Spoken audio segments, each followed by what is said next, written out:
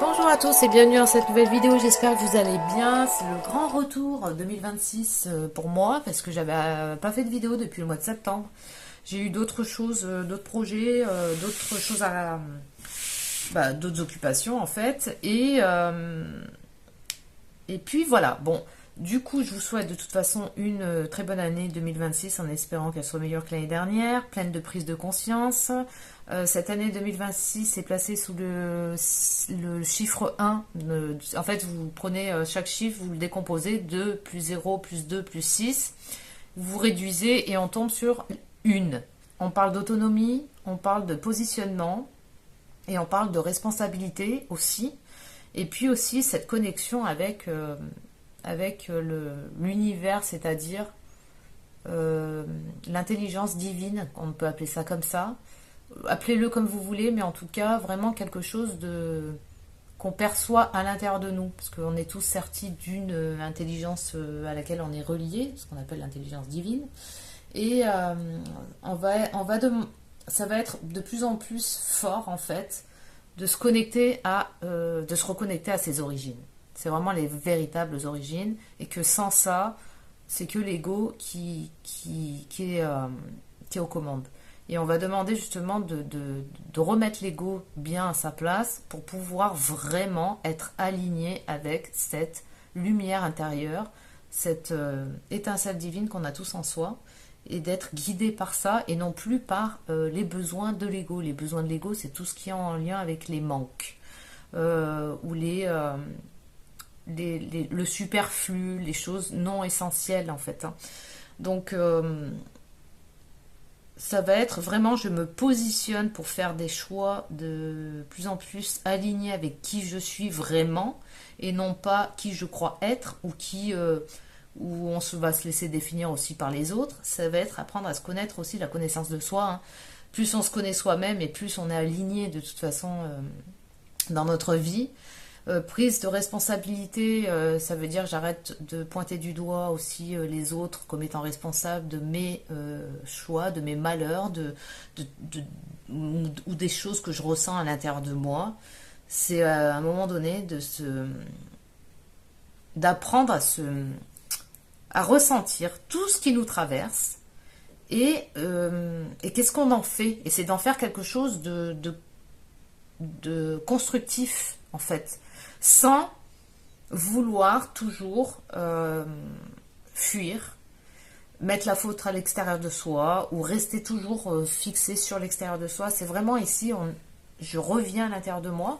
C'est la connexion avec la source en soi, nos véritables origines, qui on est vraiment et non pas l'image qu'on renvoie, non pas aussi se laisser définir par les autres.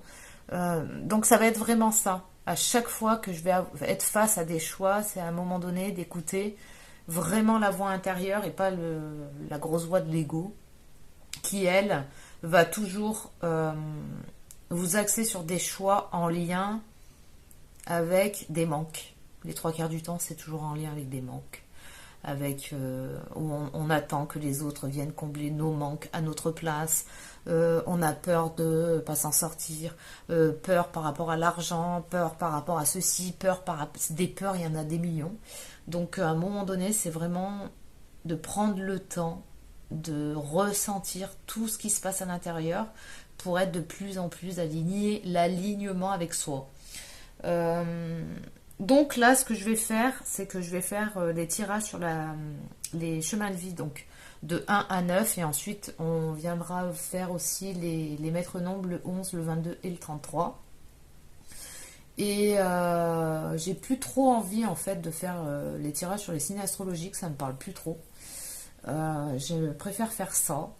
Et autre chose aussi, c'est que sur cette année 2026, j'aurais envie de faire plus, j'en ai jamais fait d'ailleurs, hein, donc plus non, de faire tout court des directs où dans ces directs en fait je vais vous demander de mettre votre nom, enfin votre prénom pardon, avec votre date de naissance, avec votre question, et à ce moment-là comme ça on sera en interaction un peu plus directe, même si c'est pas vraiment direct, mais je veux dire déjà là, et Comme ça, moi, après, je vais essayer avec les cartes et mon intuition de répondre par rapport à votre question.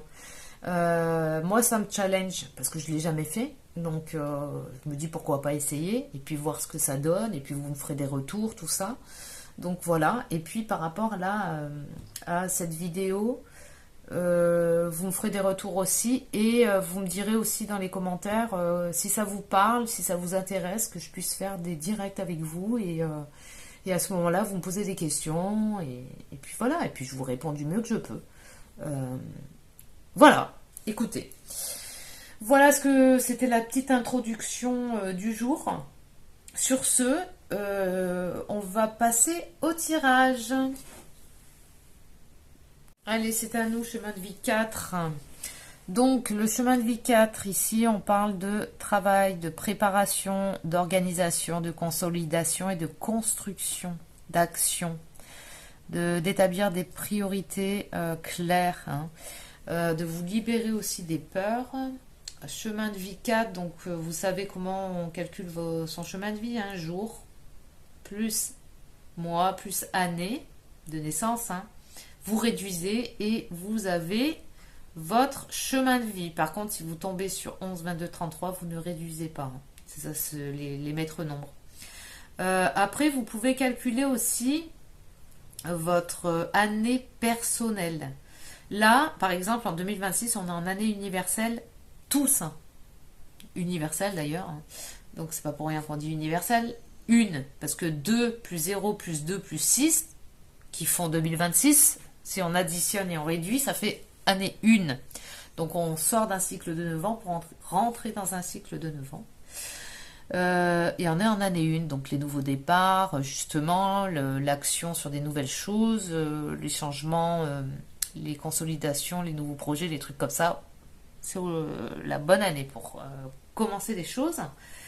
Et pour votre année personnelle, c'est votre jour de naissance avec votre mois de naissance, avec l'addition de l'année en cours. Ça veut dire 2026. D'accord? Ça, c'est l'année personnelle. Par exemple, si vous êtes né le 14 février, donc on fait 14, on fait 1 plus 4 plus 2, qui est le mois de février, plus 1, qui est 2026, et on tombe sur 8. Ok? Donc, à vous de voir, comme ça vous permet d'aller voir les tirages par rapport à votre chemin de vie, et ensuite les tirages par rapport à votre année personnelle. Voilà, et allez voir aussi le tirage par rapport au 1, qui est 2026, année universelle, 1, ça c'est pour tout le monde. Donc, on va voir un petit peu. Non, je vais prendre l'oracle de l'énergie d'abord. Hop. Année 2026 pour les chemins de vie 4. Allez, on est là. On a le chakra racine. On a la souffrance émotionnelle. Et on a le coronal et la guérison émotionnelle. C'est bien. Alors, pour les chemins de vie 4, peut-être qu'en année... Pardon. On vous a demandé ici d'arrêter de vous disperser, d'être plus présent, plus organisé. Là, on a le passé proche, le présent et le futur proche. Chakra racine, on parle de présence à soi, d'arrêter de se disperser, d'arrêter de partir dans le futur, dans le passé, ou dans sa tête, ou dans la non-présence à soi. C'est un moment, ok, je suis là, présent. Vraiment, je suis dans mon corps, dans mon présent, quoi. Et pour être vraiment lucide dans les situations données. On vous a peut-être fait travailler ces derniers temps ça. De quelque manière que ce soit. Pour vous faire revenir dans votre responsabilité et dans votre présence à soi. C'est à un moment donné, j'arrête de partir, me disperser et dans tout et n'importe quoi. Ok? Là, on vous fait travailler dans le présent. Aujourd'hui, peut-être qu'il y a quelque chose au niveau émotionnel à aller voir. Des émotions bloquées, des choses qu'on met sur le côté ou sous le tapis, qu'on ne veut pas regarder.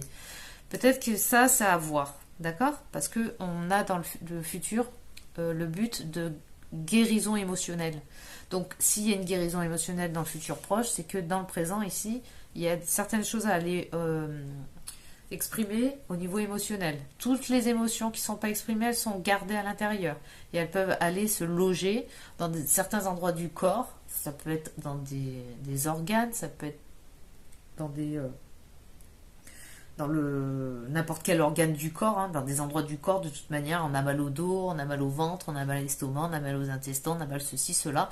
Des fois, il ne faut pas chercher plus loin que la base, avant que ça atterrisse vraiment dans l'organe.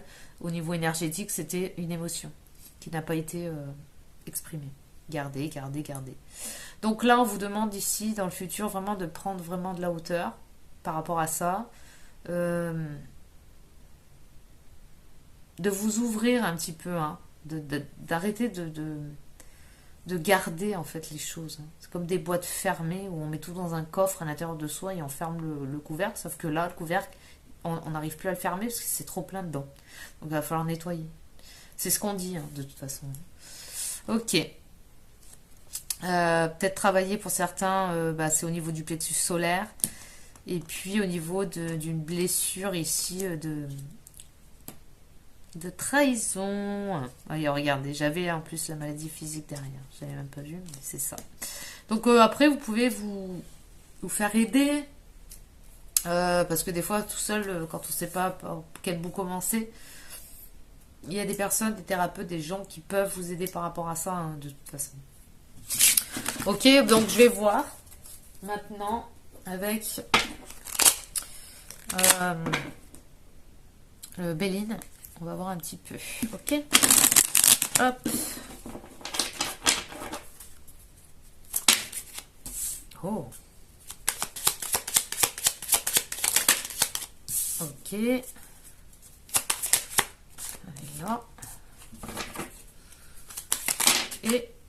Oh, bien. Alors, il y a quelque chose qui vous immobilise, vous avez l'impression d'être lié. Il y a un truc, vous voyez là. La personne où elle est attachée à quelque chose. Et quand on est attaché à quelque chose, ça peut être une croyance qui vous immobilise, quelque chose qui vous limite. Ça peut être des choses auxquelles on croit, qu'on nourrit, qui sont fausses, hein, mais on le sait pas, on s'en rend même pas compte les trois quarts du temps de toute façon. Et du coup, ça nous divise, ça nous limite, ça nous met dans une situation un peu inconfortable. C'est en lien avec la famille, hein, de toute façon. Trois quarts, il y a beaucoup de choses en lien avec des croyances familiales. En tout cas, il y a une ouverture. Ouais, j'ai quelque chose de très solaire. Il y a comme quelque chose qui est déversé. Le miroir magique, c'est le truc qui peut tout transformer. Donc il y a une capacité de transformer énormément de choses, parce qu'on a en plus les honneurs, donc il y a peut-être de la reconnaissance ici pour vous, peut-être par rapport à un travail, par rapport à une situation, par rapport à quelque chose, je ne sais pas. Mais ce qu'il y a à dépasser, c'est la méchanceté, et la méchanceté vis-à-vis de... Alors ça peut être soi, peut-être on se bloque, parce qu'on se juge trop sévèrement, ou on juge les autres. Hein. Ça, c'est de la division pure et dure, ou de la compétitivité, tout ce mode-là, en mode guerrier, machin, gna, c'est mort. C'est pas ce qui est demandé par rapport aux énergies. On n'en est plus là, en fait. Là, on a une élévation et on a une nouvelle vision des choses. Vous avez quand même 3 fois le soleil. C'est pas rien. En plus, avec la carte du miroir magique, s'il te plaît, quoi. Ça rigole pas chez vous, hein. Dis donc. Donc, on a une possible